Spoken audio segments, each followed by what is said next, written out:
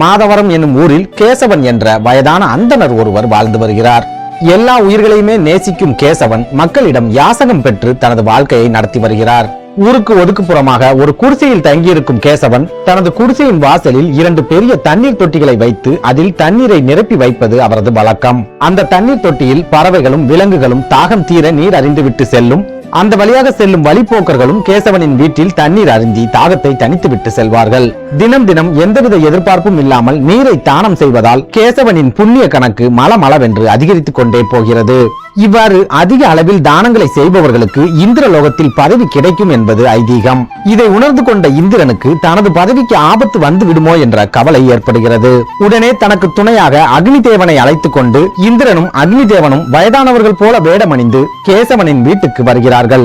உடனே அவர்கள் கேசவனை பார்த்து, ஐயா, வெயிலில் நடந்து வந்ததால் எங்களுக்கு மிகவும் களைப்பாக இருக்கிறது, ஆகவே குடிப்பதற்கு தண்ணீர் தாருங்கள் என்று கேட்கிறார்கள். வந்திருப்பது இந்திரனும் அக்னி தேவனும் என்பதை அறியாத கேசவனும் ஓடோடி சென்று ஒரு குவளையில் தண்ணீர் எடுத்துக் கொண்டு வந்து கொடுக்கிறார்.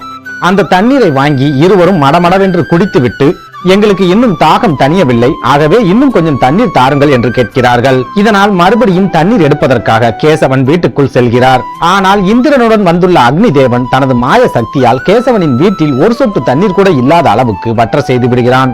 இதை பார்த்து அதிர்ந்து போன கேசவன் தாகத்துடன் வந்தவர்களுக்கு தண்ணீர் கொடுக்காத பாவம் தனக்கு ஏற்பட்டுவிடும் என்று மிகவும் அஞ்சினார். உடனே அவர் திரௌபதியின் மானம் காக்க ஓடி வந்த கிருஷ்ணா, எனக்கும் உதவி செய்வதற்கு ஓடிவா, இந்த வயதானவர்களின் தாகத்தை தீர்ப்பதற்கு ஏதாவது வழியை காட்டு என்று கிருஷ்ணனை மனமுருகி வேண்டி நிற்கிறார். அடுத்த நொடியே கேசவனின் வீட்டில் இருந்த அனைத்து பாத்திரங்களிலும் தண்ணீர் நிரம்பி வழிகிறது.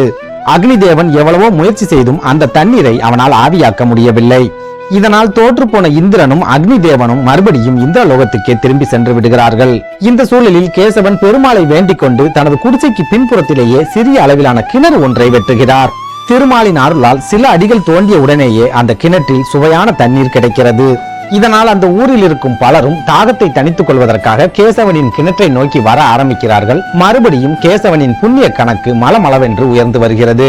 இதனால் பொறாமை கொண்ட இந்திரன் அந்த ஊருக்கு மழையே வராதபடி சதி செயல்களை செய்து விடுகிறான். இதனால் அந்த ஊரில் இருக்கும் மக்கள் அனைவருமே குடிப்பதற்கு நீர் இல்லாமல் திண்டாட ஆரம்பிக்கிறார்கள். ஆனால் அப்பொழுதும் திருமாலின் அருளால் கேசவன் வீட்டு கிணற்றில் மட்டும் தண்ணீர் வற்றாமல் வந்து கொண்டிருக்கிறது. அந்த ஒற்றை கிணற்றின் மூலம் ஊர் மக்கள் அனைவரும் தாகத்தை தீர்த்து கொண்டிருக்கிறார்கள். இதனால் நாம் மறுபடியும் தோற்றுவிட்டோம் என்பதை உணர்ந்து கொண்ட இந்திரன் நேரடியாக பூலோகத்திற்கு வந்து கேசவனின் தான தர்மங்களை பாராட்டி அவரை தன்னுடன் இந்திரலோகத்துக்கே அழைத்து சென்று விடுகிறான்.